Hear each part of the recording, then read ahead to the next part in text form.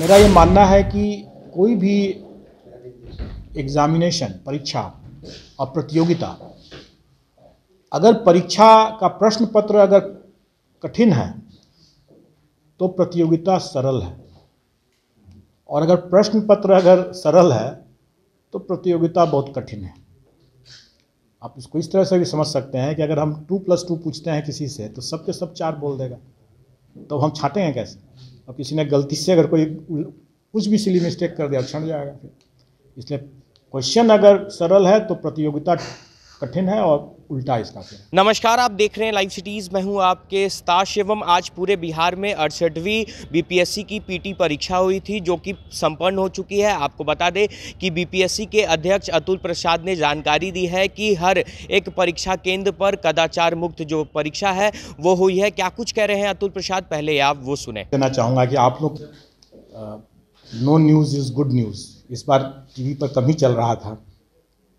चलिए, तो इसमें सबसे पहला तो श्रेय जो है वो कैंडिडेट्स का और पूरे टीम का और मीडिया का, क्योंकि इस बार आप लोगों ने बखूबी जो हम लोगों ने जो अपने व्यवस्था में परिवर्तन किया, सुधार किया, उसके बारे में कैंडिडेट्स लोगों को आप लोगों ने जो अवगत कराया, अवेयर बनाया, इस बार मुझे भी लगा नहीं इतना सीमलेसली सब काम हो गया।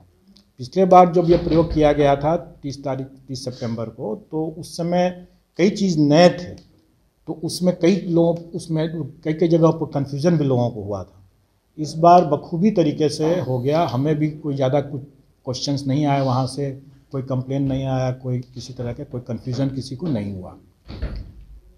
तो मैं समझता हूँ कि ये बीपीएससी के लिए एक अच्छा एक सफल प्रयोग हुआ, और कैंडिडेट्स को भी इस बार जो अनुभव हुए होंगे वो एक नए तरह के अनुभव हुए होंगे, क्योंकि क्वेश्चंस भी दूसरे तरह के होंगे थोड़े, और विकल्प भी थोड़े डिफरेंट तरह के होंगे इस बार, और नेगेटिव मार्किंग तो था ही इस बार। तो इसलिए उनके लिए भी एक नया अनुभव होगा, और मुझे उम्मीद है कि वो लोग खुशी होंगे। वैसे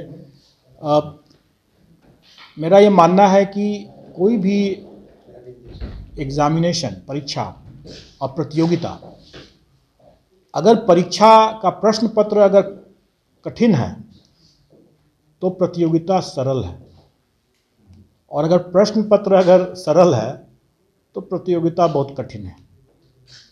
आप इसको इस तरह से भी समझ सकते हैं कि अगर हम 2+2 पूछते हैं किसी से तो सब के सब 4 बोल देगा, तो हम छांटेंगे कैसे?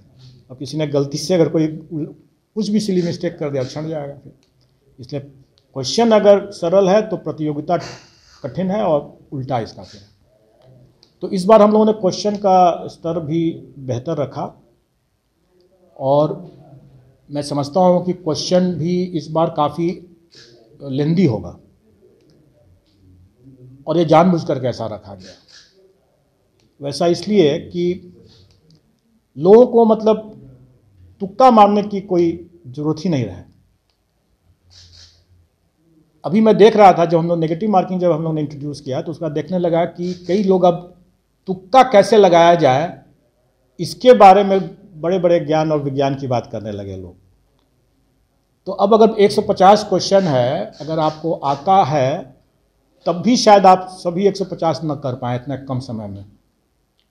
तो इसका मतलब ये हुआ कि आप अपना जो आपको आता है आप उतना ही कीजिए ना, आपको उस समय ही नहीं मिलेगा उसके बाद तुक्का लगाने का, न ज़रूरत भी नहीं पड़ेगा।